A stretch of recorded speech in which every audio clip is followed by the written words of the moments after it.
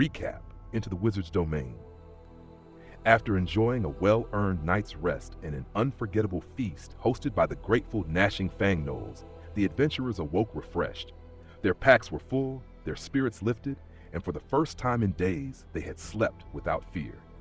With hearty fare still warming their bellies, Astrid, Bartleby, Ildrex, Momo, Neely, and Zalen gathered their gear and returned to the forgotten halls of the ancient Paladin garrison, determined to continue their search for the mysterious key.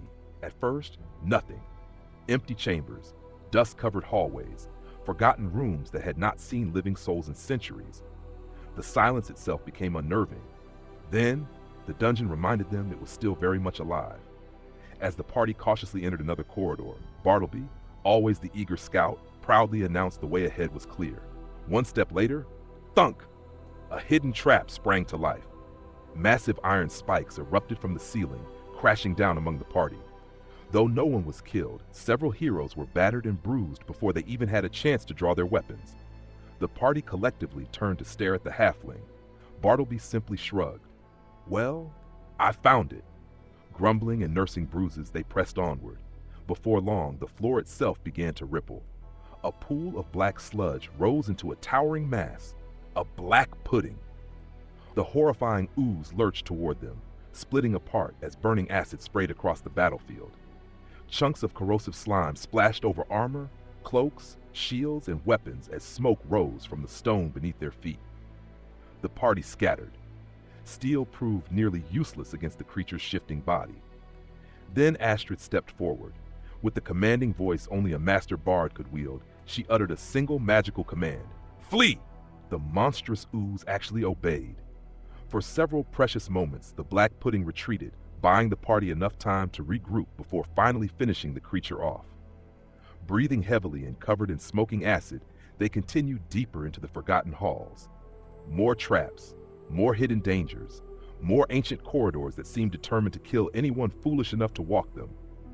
Eventually, the passage opened into a vast chamber, and there, waiting patiently, stood a monstrous Athak.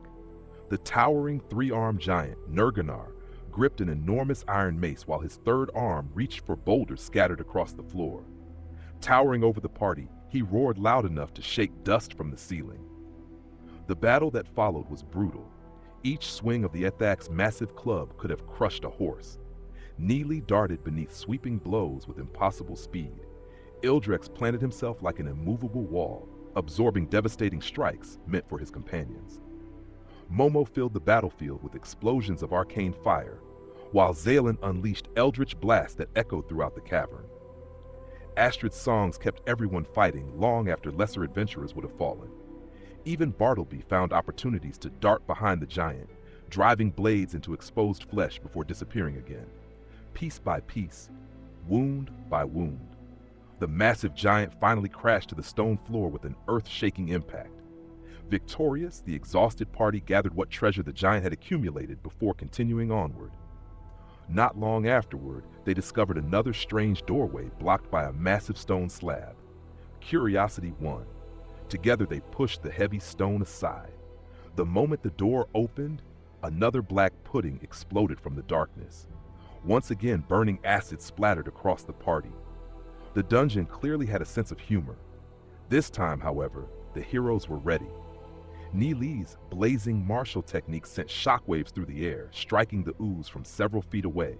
Each fiery punch blasted the creature backward into its chamber. Seeing the opportunity, Momo raised her staff. A blazing wall of fire erupted around the black pudding, trapping it within an inferno. Unable to escape, the creature slowly dissolved inside the ring of magical flames until nothing remained but scorched stone and smoking acid. Satisfied that justice and a healthy amount of overkill had been served, the party explored the remainder of the Paladin garrison. To their disappointment, they found almost nothing. Sometimes the greatest reward in the dungeon was simply surviving it. Their search eventually led them into the mysterious wizard's domain, where the atmosphere changed immediately. Ancient magical energy lingered in the air. The walls seemed untouched by time. At a lonely three-way intersection, they found one of the most disturbing sights yet. Dozens, perhaps hundreds, of dead goblins littered the corridor, Their bodies lay scattered across the floor, while the stone walls were coated in dried blood, as though someone had painted them crimson with the lives of an entire army. The silence was deafening. Following the blood trail south, the party encountered several magically warded doors. Fortunately, Bartleby redeemed himself by expertly disarming each magical room before disaster could strike. Then, Astrid placed her ear against another heavy door. A low, haunting, unnatural howl echoed from within. The party instantly recognized the sound. Howlers. Without another word, they quietly backed away. Some doors simply were not worth opening. Continuing deeper into the wizard's domain, the adventurers suddenly froze. 4 terrifying figures stepped silently from the shadows. The very creatures they had encountered before.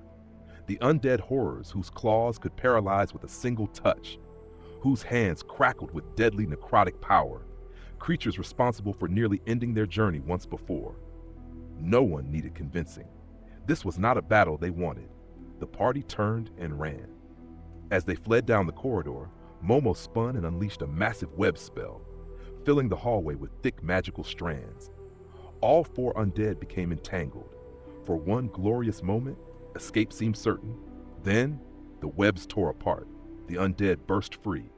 Dark necrotic bolts screamed down the corridor, narrowly missing several fleeing adventurers as death chased them through the ancient halls. Rounding the next corner, the party threw themselves through a heavy stone doorway. Momo slammed it shut. With a final incantation, the door shimmered. Arcane lock. The pounding stopped. Silence returned. No one moved. No one spoke. Only after several long moments did anyone dare breathe again. Bruised, exhausted, acid burned, emotionally scarred. The companions quietly returned to the safety of the Knoll encampment. For once, no one argued, no one explored, no one looked for treasure. They simply sat beside the fire, cleaned their wounds, shared nervous laughter over another day survived, and silently agreed on one thing. Tomorrow, the wizard's domain would still be waiting.